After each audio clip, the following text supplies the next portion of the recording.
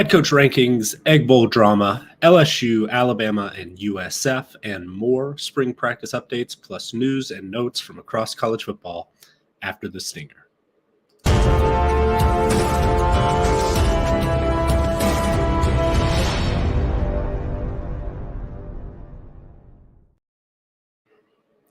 Hello and welcome to episode 19 of Good Morning College Football. I am Nicholas Ian Allen for CFB Winning Edge and CampusToCanton.com. Thank you for joining us this morning.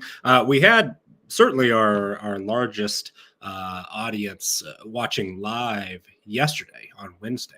And hope many of you are back. And if you missed it live, would love for you to catch a replay on the Campus to Canton YouTube channel.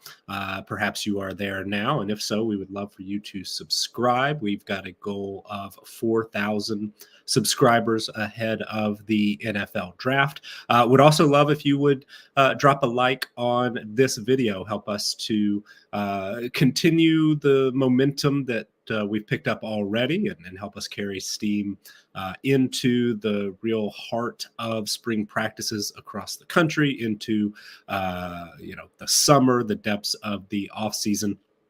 And then as we build up in the preseason, looking ahead to the 2024 college football season. And if this is your first time joining us, or if you just happen to come across Campus to Canton, it is a college fantasy football company playing the C2C format that encompasses both college and NFL players. We also offer a wide range of content options at CampusToCanton.com that includes written content, of course, video and podcasts as well. But a lot of the value that we provide is a wide range of data and tools, a lot of interactive options there on the site. Available for as little as $2.99 per month in our lowest priced packages. But then we also have a range of options that go all the way up to our All 22 and C2C Winning Edge package, which includes a lot of the work that I do on Google Sheets and things like that. Just have these massive sheets with all kinds of information, including our full returning production database, which we've got names and stats, who's coming back, who's not, across all 134 FBS programs. And we are also looking ahead to our 2024 team profiles, which are underway. The work is ongoing. And I'll touch on that a little bit more in detail here soon. But if you're interested in those sorts of things, please do check out the All 22 and C2C Winning Edge tier memberships. But if you're looking for things like college fantasy football ADP and the predictor tool that Jared Palmgren has put together based on a lot of the ongoing best ball drafts that are already up and running in the CFF community. That's a great tool and is available to all of our members at CampusToCanton.com. And also the Discord community is very active, has a lot of our contributors are in there and always happy to mix it up, answer questions. And then our great community of members are very active in there as well, providing feedback to us and to each other, asking questions, answering questions. It's a great place to get to know other folks in the community. But kind of a long preamble today, but I did want to get into a little bit, a note on our schedule. If you missed it, this is episode 19, but we've been doing this now for one full month. And other than, as you probably can tell, my voice is still struggling a little bit, but other than a little bit of a flare up over last weekend that caused us to miss Friday and Monday's shows, we've been here basically every weekday. And we kind of jumped into this, and in the early episodes, I alluded it to being a mostly daily show, never quite fully committed to 5 full days. In fact, some of the talks that I've had with folks behind the scenes, we've mentioned potentially doing 2 or 3 days, and I just kind of ran with I'll do it just about every day, try to do an hour's worth of content in each episode, and then we'll just kind of figure it out as we go. We will need to be flexible sometimes, obviously, like last Friday and this Monday, things happened where I just wasn't able to come on and record. And because it's streaming live at 10 a.m. Eastern on a weekday, most of the folks who are, typically available for video and podcasting, things like that at Campus to Canton aren't available in this particular time period. So there might not be able, somebody might not be able to jump in. But also one of the things that now that I'm fully into it is starting to become a little bit more of a factor than perhaps I wanted to acknowledge early on when we started the show, was there's a lot of work that needs to be done in our team profiles. The CFB Winning Edge team profiles is something that I started in 2018. If you are unfamiliar, basically it is a incredibly large Google sheet that includes team pages for every FBS team, that includes roster and player information for every player on the roster, best that we can get. So it's between 85 and 120 players per team across 135 teams. That includes recruiting information, experience information, how many games of players played, what percentage of his team snaps did he play last season, snaps per game, all that good stuff. It includes a schedule portion, a history portion, things like our head coach rankings, which we'll get into a little bit later today, our in-depth advanced stats-based team performance ratings, our roster strength ratings, our schedule, and game by game point spread projections for 3 different projected point spreads that we do. Also, totals for games and season win total projections, just a ton of stuff. And it is the biggest project that, I've been working on each year since starting in 2018. And one of the awesome things about joining Campus to Canton in the last year has been, having some extra help on projects like this. And we've had, meetings and have some plans in place, much like how we were able to speed up the process for our 2024 returning production database. We've got some things in mind that'll hopefully speed up the process for our team profiles. But one of the reasons, quite honestly, that the work we do at CFB Winning Edge, haven't been crushed by a bug by somebody bigger in the past is a lot of this is grunt work that has to be done manually. I mean, collecting information from a bunch of different places, putting our own projections, calculations, formulas in there.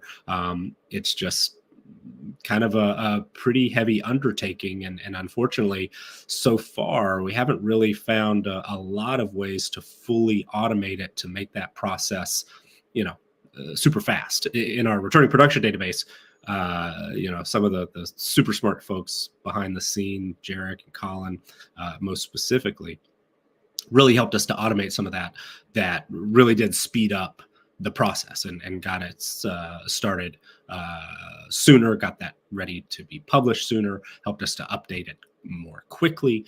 When we've had to make adjustments based on feedback from members and also new information coming as far as transfers and injuries and players who are not returning to the 2024 rosters, whether that's been expected or not.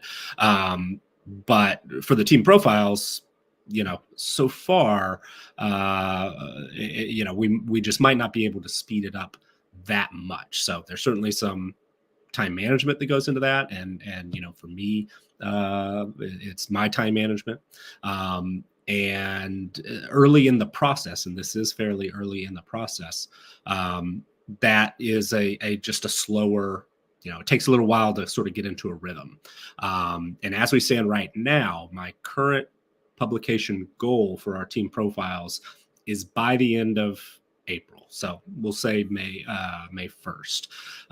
That, as it stands right now, is right around 40 work days that I'll have to do that. Where we stand right now, we would need to average about 3.5 team pages finished per day, a little less than 3.5. But to be quite honest, right now, in the very early days of trying to get up and running, and I alluded to some of our early projections, some of the teams that we do have available yesterday when we talked about Ohio State and Michigan, Georgia, teams like that. But right now we're mostly able to do like 2 teams per day. And I think the most I've done in a day so far is 3. So to have to average over 3 per day for the next 30, 40 days is definitely going to have to pick up the pace a little bit. So this show takes a little bit of time. It's a little more probably a little harder to put together than maybe it looks like. Just a lot of reading and research time each evening, each morning to prepare some of these news items, gather some of this information, and kind of structure it in a way that hopefully I'm able to present it to make sense. But also, it just takes a little more time that isn't going to be applied to that work and updating those team profiles. And as much as we love the show, and it's been great to get out in front of as many new people as possible, hopefully, who will hope to subscribe to the Campus to Canton YouTube channel, hope to subscribe to the website.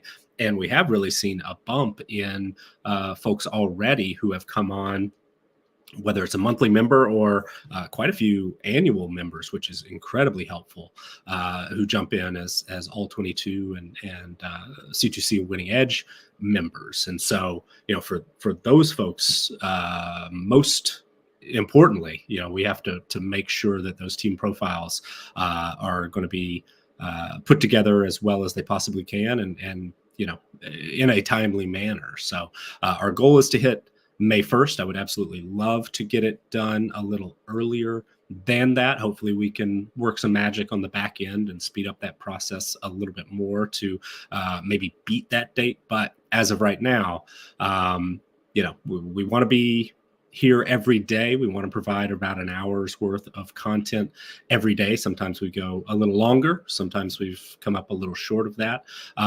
But just be on the lookout, and we will be up front. Do want to be very consistent with when we're here, and hopefully it will be, every weekday. But if at some point, we make an announcement until the team profiles are out, we're going to have to come back to 3 days a week, or maybe we'll maybe have to dial it back a little bit, try to do a half-hour show, something like that. Just be aware that it's not that we're slacking on something. It's not that we don't want to be here every morning. It's just, we do have to make sure that that work is getting done, and so it can be shared with our members and out there in the world, because those FBS team profiles have been good. I mean, just about every year we've had a lot of success with things like win total projections specifically. I mean, we're at over 60% the last 3 years when we've charted every win total projection that we made officially. That's for across all FBS teams over the last 3 years. We've charted every FBS versus FBS matchup as far as point spread projections. And, we've been toward the top of the industry leaderboard throughout our history. Only 2001 or 2021 was a rough year for us. Everything else has been I've been quite pleased with. So, that's 2018, 2019, 2020 was an excellent year for us, 2022. And then last year, 2023, we were toward the very top in a lot of the publicly, available numbers as far as how we did on game by game projections. So, doing this work and making sure it's done as well as it possibly can is a big part of that. And so we definitely appreciate your support, of course, but part of that, we definitely appreciate your patience and your understanding if, this show, we have to be flexible sometimes, cut it back to maybe 2 or 3 days a week at times, or cut it down a little bit within, our hour that we kind of had set aside each day starting out. So, all right, enough of me talking about that sort of stuff. You are probably here for some spring practice updates. And I'm a little bit surprised, quite honestly, that since the last time we spoke, there really haven't been a ton of, super newsworthy items that I've seen. Alabama and LSU had their first sort of media appearance, said their second practice sessions were available to the media. Got some good stuff out of Tuscaloosa. Still not a ton from Baton Rouge, quite honestly. But right when we were getting started yesterday, I came across a piece out of Tampa, and USF. Matt Baker of the Tampa Bay Times had a brief recap of the Bulls' first practice of the spring. Starting quarterback Bryan Brown, according to Baker, is now up to about 220 pounds. So he's put on about 15 pounds, you would assume, of muscle since last season. Expectations are, of course, higher than we have seen in quite a while at USF, and Brown is certainly a big part of that. One of Baker's observations at practice was that the linemen looked, using his word, beefier, and the talent just across the board was more impressive. And, we've mentioned it briefly before. USF is a team, I know at least one national publication or analyst slotted USF as maybe the group of 5 team to beat to make the expanded college football playoff. I'm not sure they're going to be top 2 or 3 in our G5 power rankings when those team profiles are done, but with Brown leading the way, who's a top 5, top 3 CFF quarterback at this part of the early off season. The potential is there. The ceiling, I think, for USF is does include maybe making a run at a playoff spot. It would be a big jump from, what did they win, 4 games and 3 seasons under Jeff Scott, went 7-6 last year under Alex Golish in his first season. It'd be a big jump from 1-11 or 2-10, whatever they were a couple of years ago, to 10, 11, 12 type wins and a spot in the playoff. But crazier things have happened. And when you have that quarterback position figured out, when you have a roster that has always been talented, even when they were really struggling under Jeff Scott and previous regimes before then, they've always been very talented, have had a lot of success with the transfer portal. They were among the early teams at the Group of 5 level who found some success among players who, maybe grew up in the area, grew up around Tampa or Central Florida, or the state of Florida as a whole, maybe left the state, or maybe played or didn't play very much after signing at a place like Florida State or Miami or Florida, and decided to come back maybe a little closer to home, or just a change of scenery in their home state. at USF. And, so last year in Golish's first season, had a lot of success with players like that. Of course, had a lot of success with Byron Brown as a redshirt freshman. But there's been some development as well, as Baker noted. There was also a piece that aired on one of the local ABC affiliates in Tampa. Kyle Berger of WFTS provided a little more detail, and he and Baker talked to a lot of the same players and Golish as well. So a couple of quotes from practice one. This is Alex Golish, who said, quote, "I love practice. I love spring ball. I woke up this morning with no alarm. I was just geeked to get in here." So, Golish talks about here, they were 1-11 in 2022 prior to his arrival from Tennessee. Last season, 6-6 regular season, won very impressively in the bowl game as well. He adds, "I just think the standard has been raised here." So mention, playoff is one potential, piece of the expectation puzzle, but beyond that, that is of course at the very extreme high end, but just about everybody out there, and I would expect our projections are certainly in this mold once we know a little bit more. Just getting to a bowl game is probably the floor of what we will expect to see in 2024. 6-6 would be a bit of a disappointment. Really challenging week in and week out in the AAC seems like the most likely expectation for USF this year. And perhaps make you run at a conference title, and as we said before, the sky is definitely the limit there. Byron Brown wasn't shy about it. Quoted here, "I want to take this team to the 12-team playoff and win a championship. That's everybody's goal here."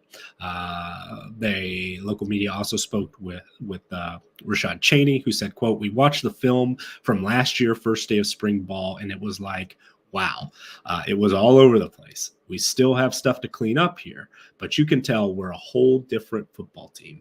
We're bigger, faster, stronger.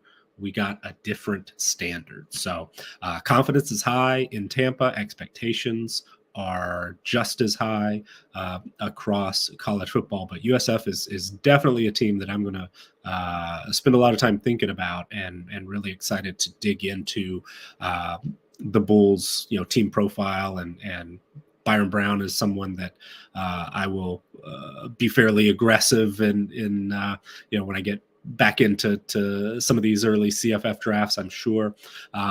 Really exciting opportunity for USF this season. And they, I believe, I know they played Alabama last year. I believe there's a rematch this season. Perhaps I'm trying to pull it up, trying to stall a little bit. Should have had this, week 2 at Alabama this season. USF, after opening with Bethune-Cookman in week 1, will travel to Tuscaloosa, and Alabama is the next team on our list today. We did get some media feedback from Charlie Porter at Bama Online, Cody Goodwin at Bama 247.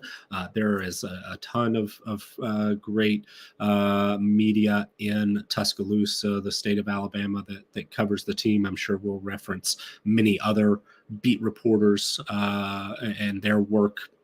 The more opportunities come up for interviews with coaches. And yesterday, according to Potter, was the first media viewing period for the Alabama football team since the 2021 preseason. This was the second practice under new head coach Kalen DeBoer. The team worked out in helmets and shorts. There was reportedly a lot of energy, especially from the coaches, which is understandable. And new defensive coordinator Kane Wommack caught Potter's eye as being at the top of the list as far as energy goes. A few reports from how did particular players line up and look? And Shane in the chat, his question: how big of an impact will Caleb Olden have at wide receiver? Well, that was something that caught my eye, and Potter reported Caleb Olden Odom, excuse me, listed as a tight end by most services, but did not go through drills with the tight ends and is expected to be a wide receiver and uniquely a big body target in the passing game, as Charlie Potter said. Said he spent most, if not all, of Wednesday's viewing period with the wide receivers. So one note there on Odom. How big of an impact can he have? Alabama is a team that we looked at briefly, do have their team profile ready to go, fully updated for 2024. And, there's opportunity. Right now, we've got penciled in Jeremy Bernard, Kendrick Law, and Kobe Prentice as our top 3 Alabama wide receivers, according to what Potter reported for the group from yesterday. He said Odom was in one split in line with Jalen Hale and Jaron Hamilton, while Kendrick Law, Jeremy Bernard, and Emmanuel Henderson were the other. Kobe Prentice, Cole Adams, and Arian Hampton each worked out of the slot. So right now, we don't really differentiate much between split in, slot, X, Y, Z, all that sort of stuff. I'm mostly just sort of looking for who are going to be the 3 wide receivers who have the biggest impact right now, and we'll definitely continue to make adjustments based on reports like this out of spring, other things as we get closer to the season. But for me right now, I'm expecting Bernard, Law, and Prentice kind of to be in that top group. I do expect that Ryan Williams, when he arrives, the 5-star true freshman, will be in the mix. Jalen Hale, Emmanuel Henderson, along with Williams right now, are our second 3 listed in the 2 deep. But Odom, who I do have listed as a tight end still, really stands out because he's listed at 6'5" and 220 pounds. Looking down the rest of the scholarship group of wide receivers on our Alabama team profile, the next closest in terms of height is 6'1". That's Jeremy Bernard, Jalen Hale, Jaron Hamilton, Emmanuel Henderson are all 6'1". And the closest in terms of size, I mean, there are only 4 wide receivers who even reach 200 pounds, and Jeremy Bernard is the top in weight right now, according to our numbers, at 203.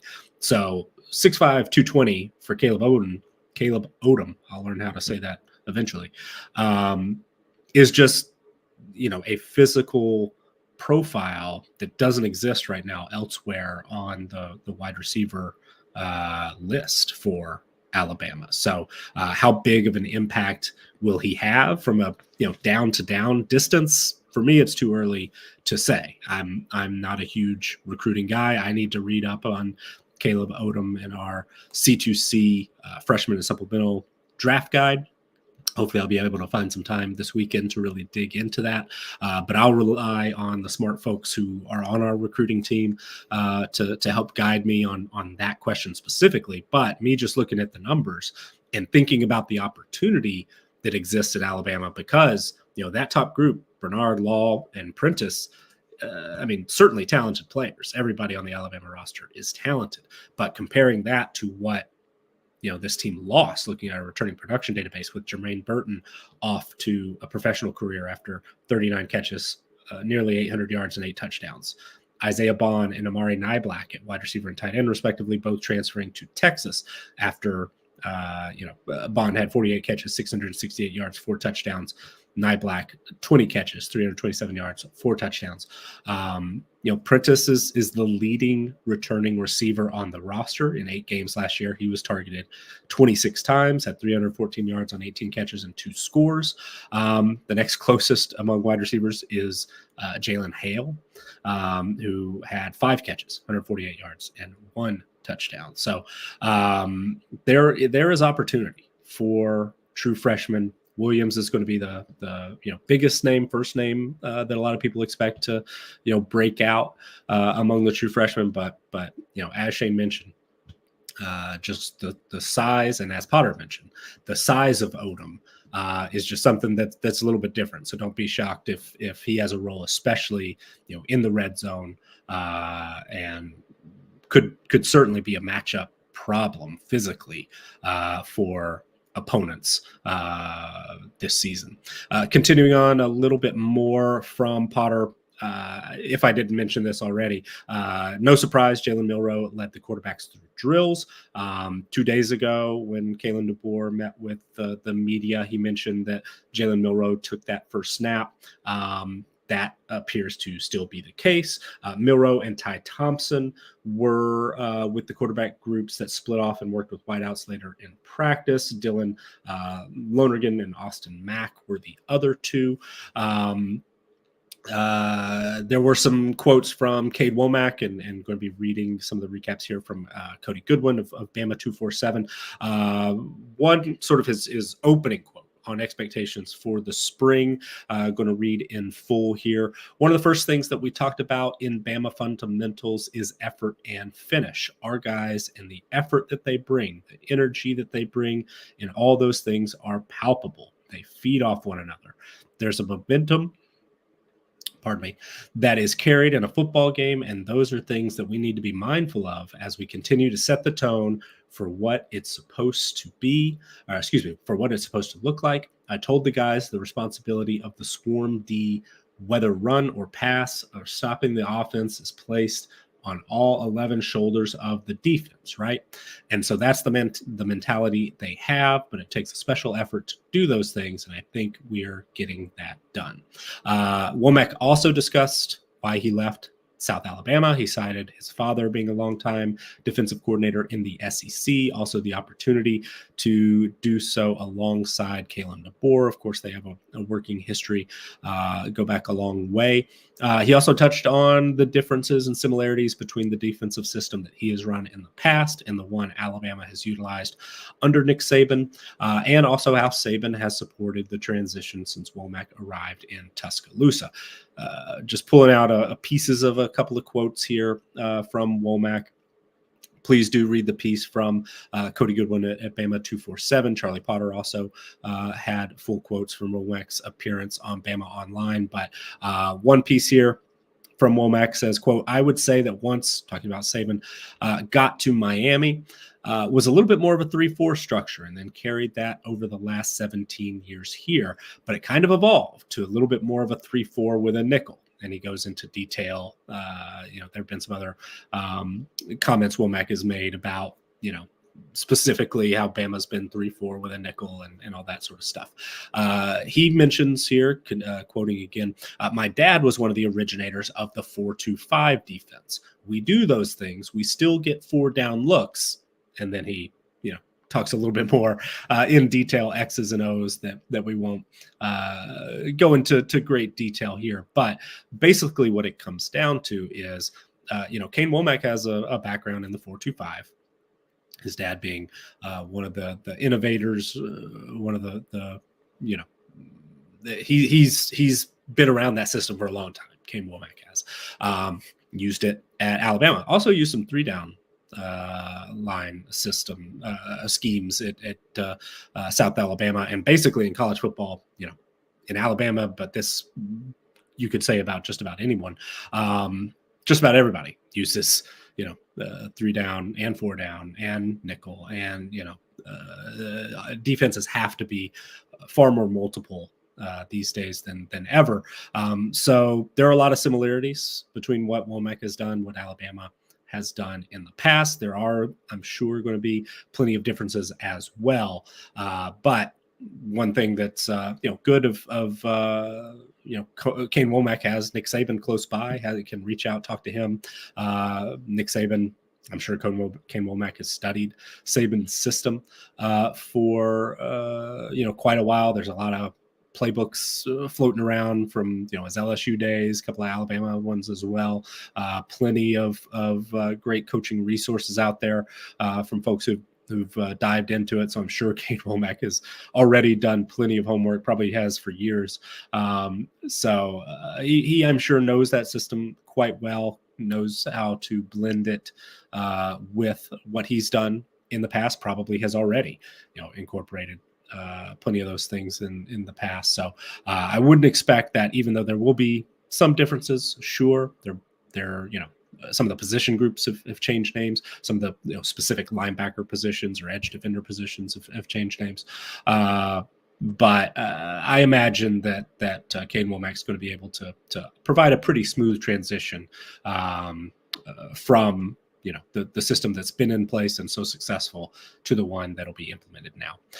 Like I said, at LSU, there hasn't been a ton of news just yet, even though the media was on hand yesterday, but I did gather a few quotes, a few things that beat reporters were hoping to find out. So I'm sure once we do get a little bit more news coming out, we'll have a little bit more answers to some of these things, a little more detail here. But Matthew Brune of the Bengal Tiger, in a piece yesterday, what I'm watching for at LSU's first spring media availability, he's talking a little bit about injuries.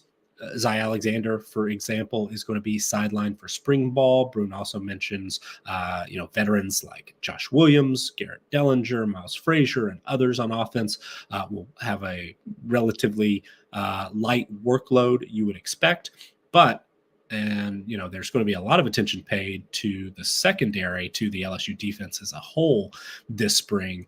J.K. Johnson is back and practicing, according to Brune. So he's looking forward to getting a first look at him since he was injured at the beginning of fall camp in 2023. But also Jair Brown and Jordan Gilbert, fellow transfer defensive backs, missed a good chunk of last year due to injury. So seeing what they are pardon me, still trying to get back to 100% health-wise. But like the defensive backs at LSU, what do those players look like after missing some time toward the end of last season? Pardon me. Also, the big question for many folks, including myself, what is the wide receiver group going to look like? At wide receiver, as Brune laid out, 3 key returners will be available this spring: Kyron Lacy, Aaron Anderson, and Chris Hilton. 3 unproven returners will have opportunities as well: Kyle Parker, Shelton Sampson, and Landon Ibiete among them. But then all eyes will be on 2 incoming transfers as well: CJ Daniels from Liberty and Xavier Thomas from Mississippi State. One item of note: no high school signees are expected until the summer. So a real opportunity for players who've been there to step up into those roles. All that production vacated by Nabors and Thomas specifically. So Kyron Lacy's been a starter. Definitely expect him to be very much in the mix. There's going to be an opportunity for Aaron Anderson to step up, take on a bigger role. Chris Hilton, who was limited at time by injury last year, would expect that he has the inside track to a starting spot. For me, I was super impressed with CJ Daniels at Liberty last year. I know he went up against arguably, and according to our numbers, it was the worst schedule in the country last year. So perhaps some of the way he dominated, some of the big plays that he made, maybe you can discount that a little bit. Might not be able to get away with it in the SEC. But I was impressed enough with CJ Daniels that I do think that he's going to certainly emerge as a full-time starter. I think he's probably the most likely to end up as the top target, top wideout, and most productive wide receiver for LSU. Maybe we'll learn some clues as to whether or not Daniels is really going to be able to live up to the expectations that I and many other folks I'm sure have out there for him. But also, again, getting back to the wide receiver group as a whole, there were some quotes that head coach Brian Kelly made in an interview with WVUE Fox 8 New Orleans recently. These were written up by Carter Bonds of 247 Sports, talking about the incoming transfer wide receivers. From Brian Kelly, quote, "We lost a lot of yardage. We lost a lot of touchdowns with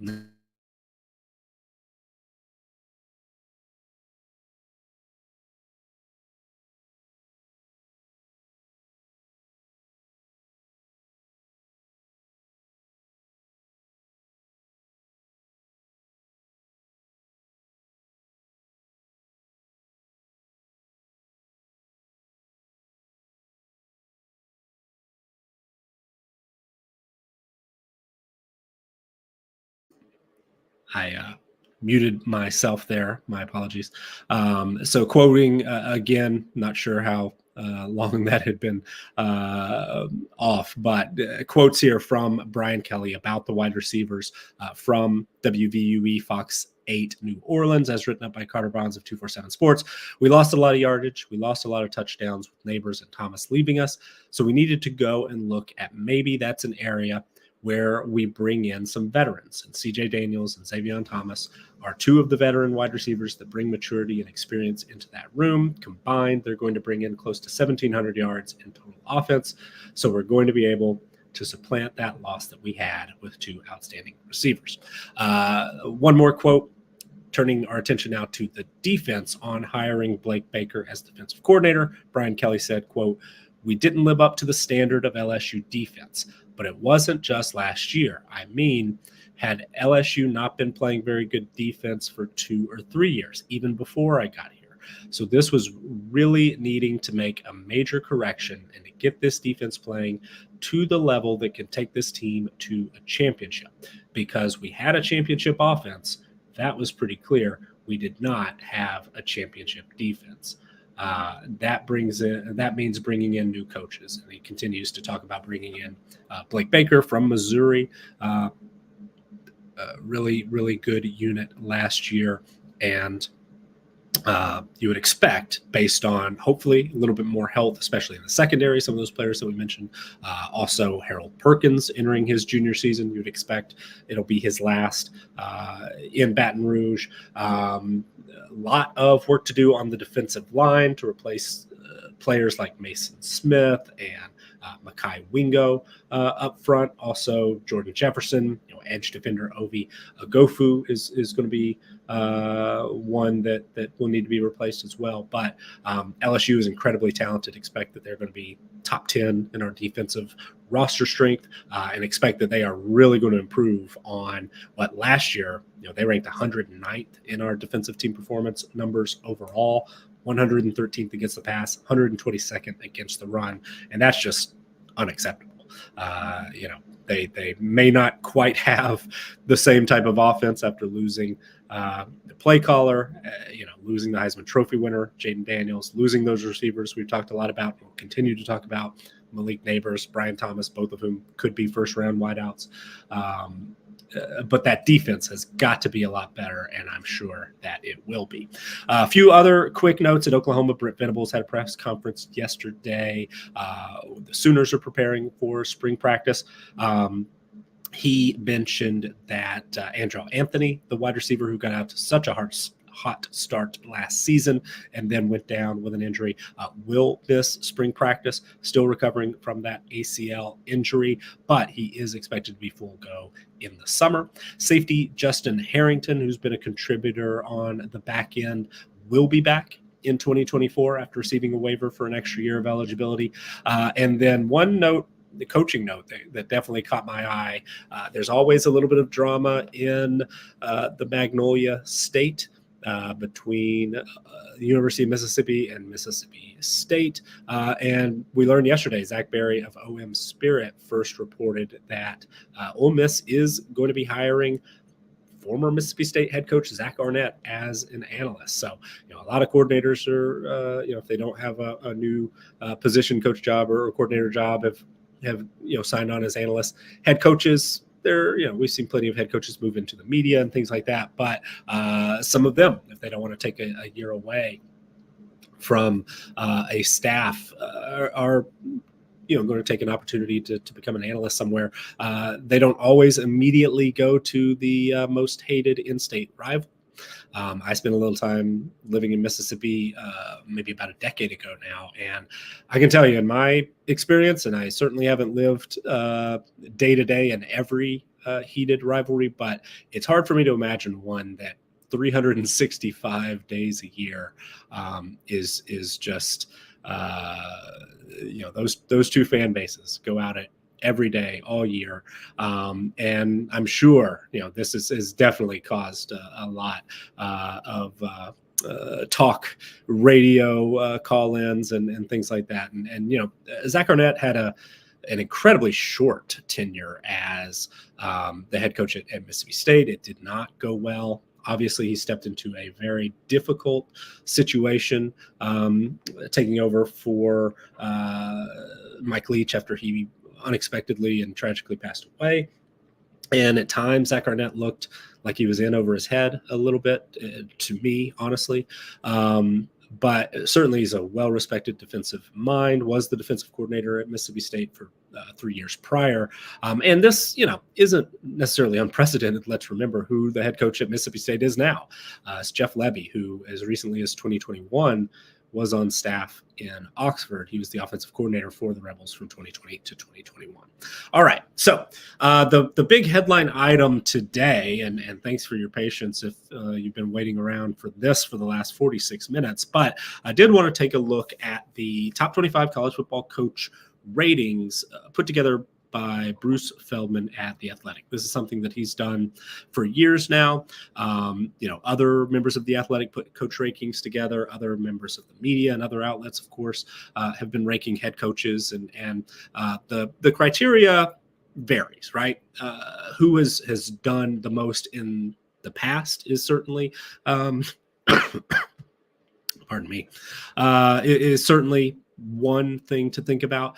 Who has overachieved, who has gotten more with less, is something that, is a factor in a lot of these lists. And I would imagine for Bruce Feldman, especially if I look at number 3 on the list, behind number 1, Kirby Smart, number 2, Dabo Swinney, he has Lance Leopold. I think that is probably something that is key in, Bruce Feldman's criteria is Lance Leopold has won everywhere he's been. He's taken some tough jobs, especially after moving up from Division III, where he had incredible success.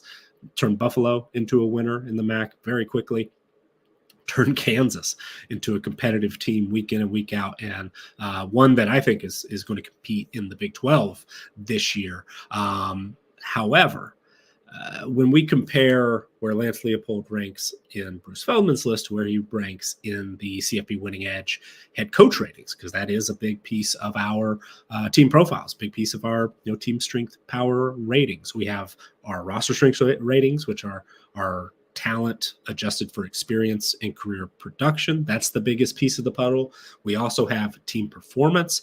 How did the team fare on the field based on a wide range of advanced stats? And head coach ratings are the third big piece. But what those head coach ratings are the team performance ratings, but they are coach specific. So when a coach was, in charge at the school where he is now or the previous place of employment, we take a weighted average of those team performance ratings. The last 3 years get the heaviest weight in descending order. And then, from year 4 to whenever, we just kind of throw that average into the mix as well. And Lance Leopold has done an incredible job. But the way we calculate it, and these rankings do include, Nick Saban was still our number 1 head coach. Jim Harbaugh was top 5 based on these calculations. So he'll certainly move up, but not to number 3, right? At the end of last season, Lance Leopold ranked 65th in our team performance ratings. And it is worth noting those team performance ratings are adjusted based on, the full history as a head coach. So, Lance Leopold's first year at Kansas, where he stepped into a really tough situation, that factors in. Also, they are adjusted for strength of schedule. So at Buffalo, even though he had a lot of success, wins and losses, those teams, for the most part, ranked well outside, the top 50, 60, 70. So it is perhaps understandable. Are we underrating Lance Leopold? Do I actually think he's the 65th best head coach, or there are 60 plus head coaches that I would want ahead of Lance Leopold? Absolutely not. But how our criteria is a little bit different is the fact that we only look at what happened on the field. Perhaps, and at times we have dabbled with, some of those, how did the team performance ratings compare to the roster strength, who is overachieving? And if we were to, really bump up that in our criteria, Lance Leopold, I'm sure would shoot up the list. But as it stands right now, the way we calculate it, he's not only outside the top 25, he's basically FBS average. But still, yeah, me personally, Lance Leopold's did such an incredible job. Kansas has come a long way in a short period of time, and I think is going to continue to get better. So he will absolutely rise up our ratings with another, strong season this year. And I'm sure we'll continue to climb. But running down Feldman's list a little bit more, he's got Kalen DeBoer at number 4, Ryan Day at number 5, Brian Kelly number 6, James Franklin number 7, Kyle Whittingham number 8, Lincoln Riley number 9, Mike Norvell number 10. A couple that surprised me a little bit, quite honestly, Dave Clawson comes in at number 16, Wake Forest. Is a tough job. Clawson has won a lot of games there. He is one of those coaches kind of in the Leopold mold who has done more with less more often than not, but things are not necessarily trending in the right direction at Wake Forest. That's my opinion, but also the results on the field indicate that. My expectations for Wake Forest this year are particularly low. So Clawson right now ranks 75th in our head coach ratings based on those historical head coach based team performance ratings. And I don't really anticipate that he's going to climb very much this year. So as good of a job as he has done, as much as his Wake Forest teams have overachieved their talent profile, 16th to me seems a little high, quite honestly. Some others in Bruce Feldman's top 25, Chris Kleiman at number 12, also there in the state of Kansas. Certainly agree there. Guys like Mark Stoops and Kirk Ferentz have really raised the level of their programs and overachieved compared to the talent profile of those programs. Matt Rule at 18, he's 51st in our rankings. And I really, really like Matt Rule. He has built programs at Temple, rebuilt Baylor, have some optimism for what he'll do at Nebraska, but not sure, honestly, right now he's a top 20 head coach in college football. Feldman has Mike Gundy, number 20, Lane Kiffin, 21, Jonathan Smith, 22, Hugh Freeze, 23, Jed Fish, 24, Rich Rodriguez of Jacksonville State finishes out the top 25. Our rankings are quite different. Again, these are only based on what happened on the field, a specific team performance rating based on stats on the field. But mentioned that we've got some departing coaches still in our top 10, but at the end of last season, we had Nick Saban, number 1, Ryan Day, number 2. You could argue with that because, of course, different than Leopold, different than Clawson. He stepped into a situation where he had basically, if not the most talented team, one of the most talented teams on hand, and just has to basically not screw it up. So he's putting up really high team performance ratings, even if they are underachieving a little bit, or, especially compared to fans' expectations and beating Michigan the last few years. So you could argue with that. Ryan Day over our number 3, Kirby Smart. I understand. I think Smart probably a little more deserving, but just the way we calculate it, that's how it shakes out right now. Number 4, Jim Harbaugh. Number 5, Dan Lanning at Oregon, who is interesting to me. And perhaps I missed that there's like a year cutoff in Feldman's list. I might have overlooked that. But we've got Dan Lanning, number 5 at Oregon. This one, you could probably argue with a little bit. We've got Marcus Freeman, number 6 at Notre Dame. Inherited a good situation, and it's been spotty at times, but Notre Dame has graded out pretty well in team performance under Marcus Freeman, according to our numbers. We've got Dabo Swinney, number 7, Steve Sarkisian, number 8, Brent Venables, number 9. It's a little more in that Marcus Freeman argument, probably maybe even a little more of an argument that Brent Venables is a little overrated. But we've got Josh Heupel, number 10. So check out our team profiles, check out our head coach ratings. I'm sure you will disagree with some of them, but we do have a pretty firm criteria and way of calculating it. And it's worked out pretty well for us, quite honestly.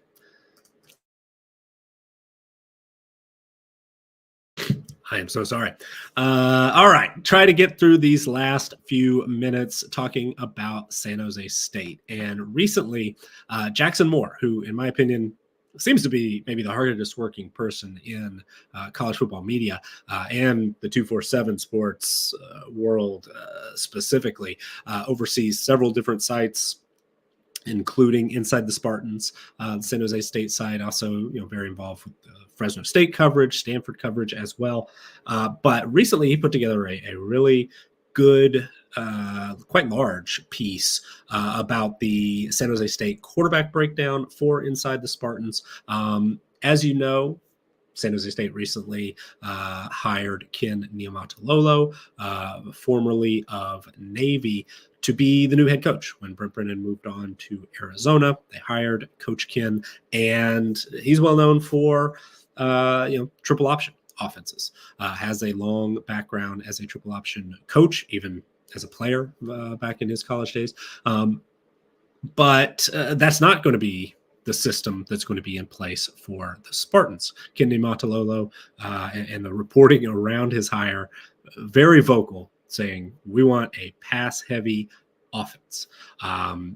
He has hired offensive coordinator Craig Stutzman, who has a run-and-shoot background from his history at the University of Hawaii. He was most recently at Texas State.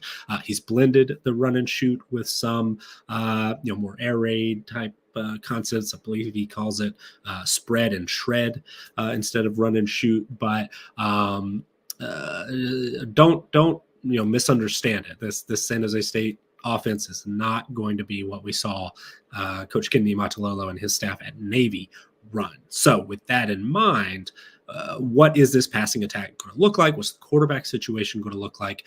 And the favorite, according to both Moore and most folks from the outside looking in, to take over for Chevan Cordeiro, who is out of eligibility, had a lot of success at San Jose State after transferring from Hawaii.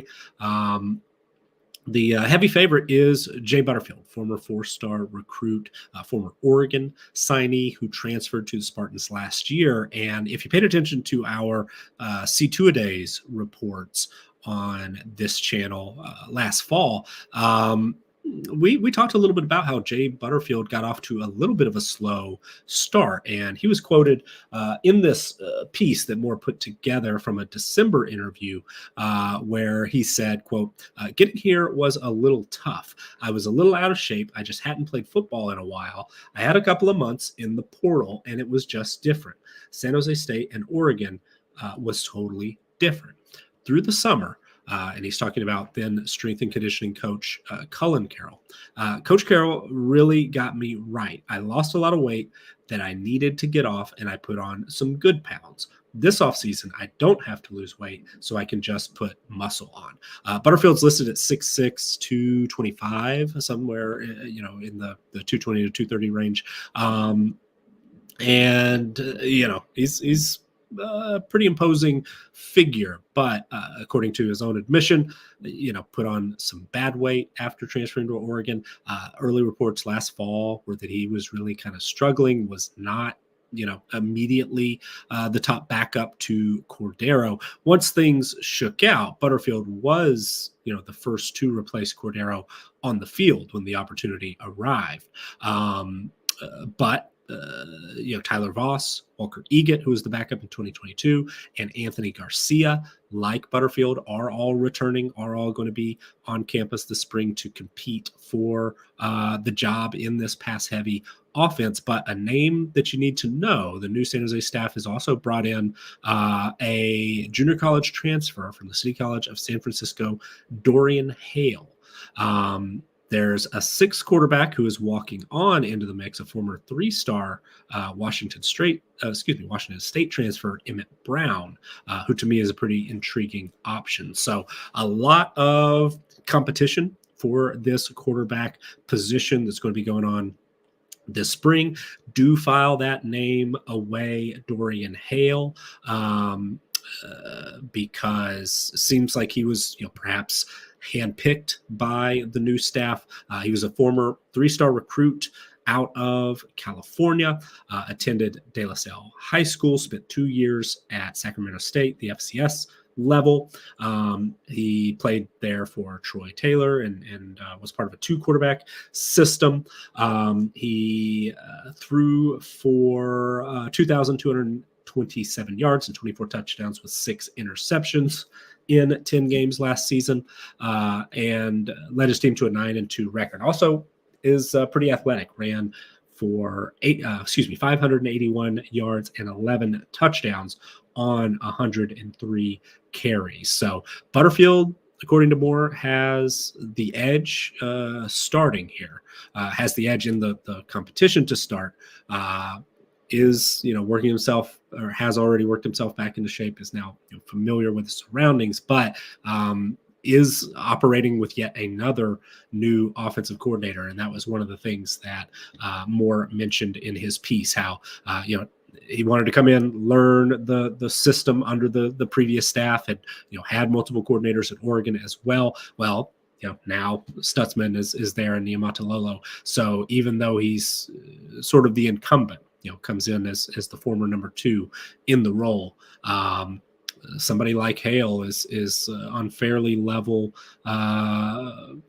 ground entering this competition this spring. So, San Jose State as a whole, if we look at our returning production profile, they rank 131st. So on the extreme low end in our adjusted overall returning production numbers, 129th on offense, 113th on defense. Lost 2 of their top defenders, Brian Parham at linebacker and Trey Smith at defensive line, to the transfer portal. Also lost 3 of their top 6 and 4 of their top 8 tacklers to graduation. Cordero, of course, is gone. Kyrie Robinson at running back is gone. Quali Conley followed Brennan to Arizona. He's the number 2 running back. They do bring in a transfer from the FCS level in Floyd Chalk, who had nearly 700 rushing yards and 9 touchdowns last year. Keep an eye on him. Nick Nash, the former quarterback, is back after a brief entry into the transfer portal, where he really blossomed as a receiver last season. As a junior, was targeted 81 times, had 48 catches, 728 yards, and 8 touchdowns. Expect he will be one of the top targets for whoever wins the quarterback job. Trayshawn Hurry, another FCS transfer, comes in. He will be in the mix to start, I would assume. Had 29 catches, 384 yards, and a touchdown. Sam Olson is back at tight end. Dominic Mazzotti, who was kind of a co-starter at tight end with Olson, has since transferred to UMass. Charles Ross, the second leading wide receiver, has also transferred out. So a lot of opportunity for newcomers, and also one name from the past who did not play last year. Justin Lockhart was expected to be the wide receiver 1.